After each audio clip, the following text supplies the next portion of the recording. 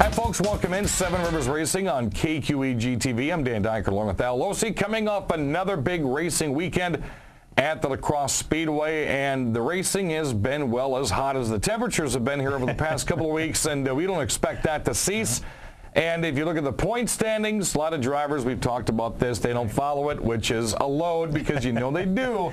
There's been some more changes and some more tightness coming about when you look at the lacrosse late model, Sportsman, and the Thunder Stocks. Window World Hornets got about 7 drivers all have a chance, and I honestly think now that 2, possibly 3 of our divisions are going to come down to Oktoberfest. Yeah, and that's what Oktoberfest is for. It's for the fans to enjoy all the championships. I think they call it championship weekend for a lot of the different divisions. Not only lacrosse, but there's also some other divisions that race outside of lacrosse that are also going to be crowning their champions as well. We're going to start things off with NASCAR late models, and quite an interesting race right here, as a lot of the big-time horsepower cars were stuck in the middle of this starting lineup with a total of 21 cars going 25 laps. Sean Paff made his way out of a pack and tried and finally got past Mr. Consistent Todd Korish. That's what he needed to do to stay in the point standings, though he only claimed about, I think, 1 total point on the race night. This night belonged to Mr. Saturday Night Jay Herbst. Only took him 3 laps to pass Mike Carlson on the second restart of this one, and he was just gone. Carlson finally showing again. He did this late last season, how strong he can be in the barn number 50, and he brought it on strong as well. And Sean Paff found his way into the top 3. It's amazing. I think that a lot of these drivers, mentioned that they're talking about not following the points. I can start to see some points racing going on there. They're not taking quite the risks that you would normally do because they don't want to get sent back to the back of the field. You as an announcer can see up there probably better than we can in the pits. When there's a caution and a couple of cars get sent to the back, there's 20 cars out there that are difficult to pass because the speeds have come up for everybody. And then you've got the drivers that are in the back of the pack. Nobody wants to finish last, so they're going to try to get past them as well. Looking at the final order, it was Jay Herbst, Mike Carlson, Brad Powell, Sean Paff, Todd Korish, and Brent Kirshner. Kirshner just could not find enough in that number 8 car last weekend. He's got a new car he's bringing out, though. I wouldn't be surprised if you see that here in the next week or so. And Brent's he's out there for the points championship. Qualifying, I do get to mention as well, Todd Korish with a 19.766. That was just shy of the track record, broke back in 2009 by Jay Herbst. Korish leads Sean Paff by 14. Brent Kirshner is 28 back. Brad Powell is 44 back. And Jay Herbst 56 points back. And that is still tight all the way down the line. Sportsman had a great night, 23 cars. That was an excellent showing by the Grand National Sportsman.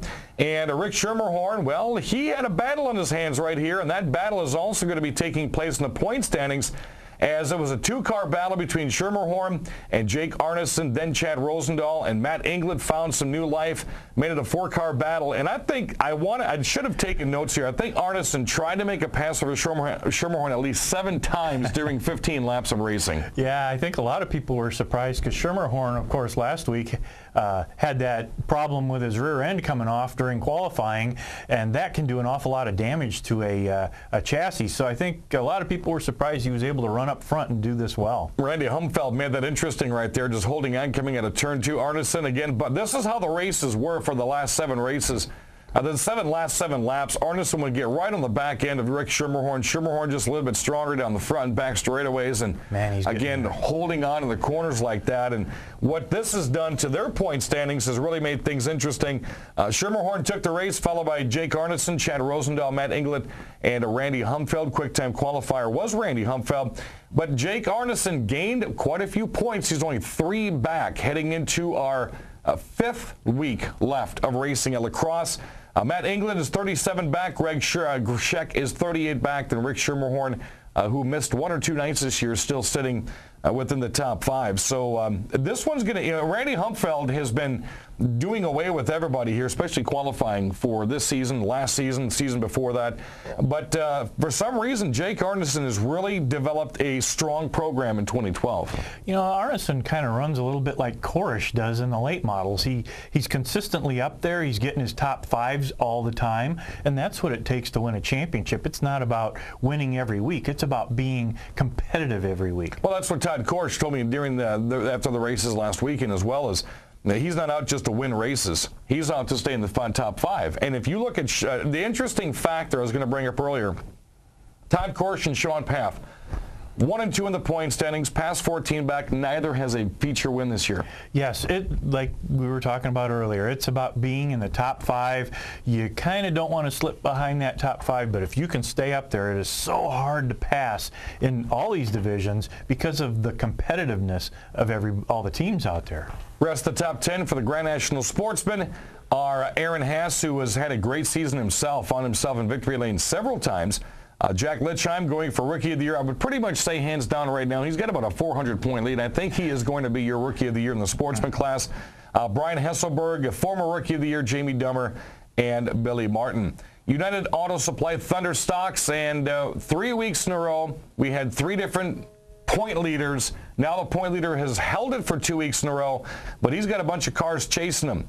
This one here was Tom Lethe. He was a point leader 4 weeks ago, dropped all the way back to 3rd, and after this incredible feature win here, finds himself back in the midst of the point standings, and this was a pretty good race, 16 cars. Yeah, and also there again, a lot of competition, which creates for a little bit of rubbing here and there. Well, the top 5 here, after Tom Lethe did away with the field, had a nice, interesting battle between Jason Bolster and Dustin Bangstad. Bolster took 2nd, Bangstad 3rd. Dakota Miller took 4th. Nathan White rounded out the top 5. And the interesting thing in the point standings now is Dakota Miller, well, he only gained 1 point out of last weekend's races. But Tom Lethe and Jordan Myers have flip-flopped now, and Tom Lethe finds himself only 2 points out of 1st.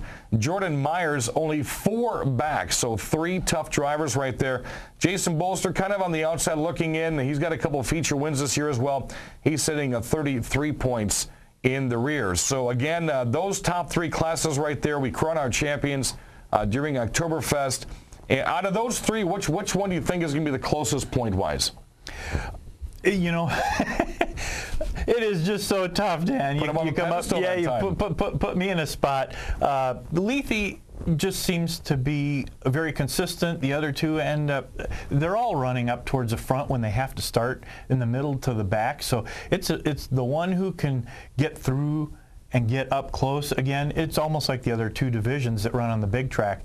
It's going to be about positioning and getting up there and not being sent to the back if you have a little bit of scrape. Now, out of these 3 classes, which one is going to be the closest one to call come Oktoberfest? I'm glad you're the one that's calling them.